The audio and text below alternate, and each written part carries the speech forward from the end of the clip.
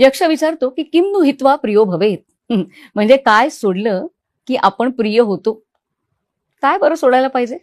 खरं तर अनेक गोष्टी सोडायला हव्यात, पण युधिष्ठिरांनी उत्तर दिलंय की मान सोडला ना तर आपण प्रिय होतो. मान म्हणजे अभिमान किंवा अहंकार. दोन माणसांना एकत्र आणण्यापासून सगळ्यात मध्ये जो रोखतो ना तो असतो अहंकार. आजच्या भाषेत इगो. मी तिथून चालले होते, साधं लक्ष सुद्धा दिलं नाही, बस एवढीशी गोष्ट पुरते आपल्याला त्या माणसाची कायमचं शत्रुत्व घ्यायला. पण आपण थोडासा पुढे जाऊन विचार नाही करू शकत की बाबा काय असं झालं होतं म्हणून त्यांनी माझ्याकडे लक्ष दिलं नाही. कदाचित तो त्याच्या विचारांमध्ये असेल, कदाचित कुठल्या तरी प्रश्नामध्ये असेल, किंवा खरंच कदाचित त्याचं लक्ष माझ्याकडे गेलं नसेल. पण आपल्यातला जो अहंकार असतो ना तो इतका गुणी नसतो. तो लगेच आपल्याला त्याची तक्रार ऐकवत असतो. हा जो मी असतो ना तो फार अवघड आहे. बासरीच्या बाबतीमध्ये मागे असं वाचलं होतं, म्हणजे आता ते बासरी वादक किंवा बासरी घडवणारे तज्ञच खरं सांगू शकतात, पण हा वाचलेला किस्सा आहे की बासरी पंचमी, सप्तमी, अष्टमी, नवमी, दशमी या तिथींना बनत नाही. ती बासरी जर त्या तिथींना केली तर ती पिचते म्हणे. का? कारण ह्या तिथीमध्ये मी येतो आणि बासरीमध्ये मी शिल्लकच उरता कामा नये. एका शायरचा शेर आठवतोय, तो असं म्हणतोय की कहलवाता है जो तू बस वही कह सकती हूँ. बासरी म्हणतीये कहलवाता है जो तू बस वही कह सकती हूँ, अपने मन की कहूँ इतनी मेरी औकात नहीं. मी मोकळी आहे रे पूर्णत्वानं, तू जशी फुंकर घालशील ना तसंच मी वाजणार आहे. ही फक्त बासरी नाही, हे खरं तर आपण म्हणायला हवंय असं त्या शायरला वाटत असावं कदाचित. कारण खरोखरच त्याच्याशिवाय काय आहे. पण हे म्हणायला फक्त आपला अहंकार आपल्याला काही मोकळा बसू देत नाही. अहंकाराचा फणा म्हणजे कसं म्हणावं मला लक्षात येत नाहीये, पण अहंकाराचा फणा जितका मोठा तितका आपला कणा अधिकाधिक ताठ होत जातो आणि आपण झुकणं कमी करतो. कबीरजींचा एक दोहा आहे. कबीरजी म्हणतात, ऊंचे पाणी न टिके नीचे ही ठहराय. पाणी वरती नाही राहत, ते नेहमी खालच्या दिशेनंच धावतं. ऊंचे पाणी न टिके नीचे ही ठहराय, नीचा हो सो भर पिवे ऊंचा प्यासा जाय. कबीरजी म्हणतात की पाणी नेहमी खालच्याच दिशेला वाहतो.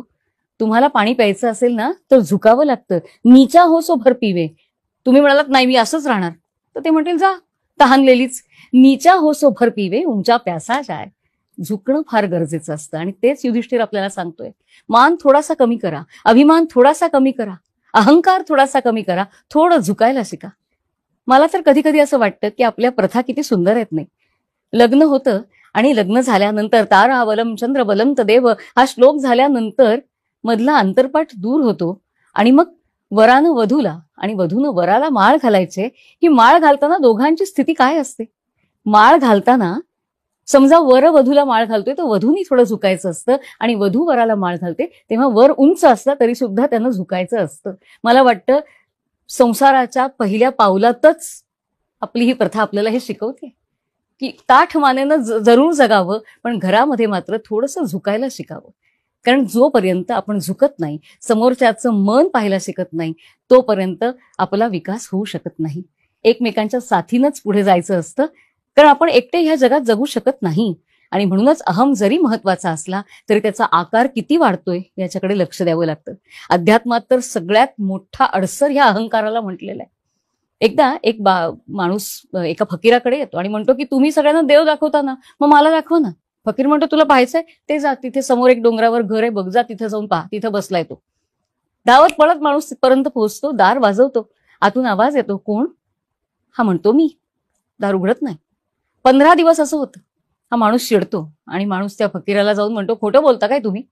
मी 15 दिवस गेलो, दार वाजवलं आणि माझ्यासाठी दार उघडलंच गेलं नाही. फकीर त्याच्या कानामध्ये सांगतो आणि म्हणतो जा आता जाऊन बघ काय होतं.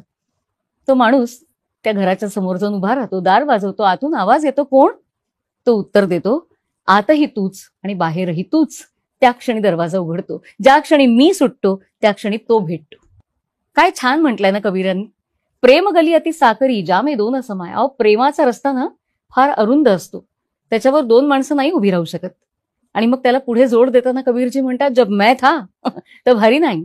जेव्हा मी उभा होतो ना तेव्हा तो नव्हता तिथे, तो म्हणजे भगवंत. आणि आता जेव्हा भगवंत उभा आहे ना तेव्हा मीला मुळी वावच नाही, अशी ही प्रेमगली. तेच सांगतायत युधिष्ठिर सुद्धा की थोडासा अहंकार कमी करूया, थोडासा मान कमी करूया, थोडासा इगो कमी करूया. त्यानं काहीही नुकसान होणार नाही, उलट आपलं जगणं सुकर होईल, फक्त आपल्यासाठी नाही तर इतरांसाठी सुद्धा.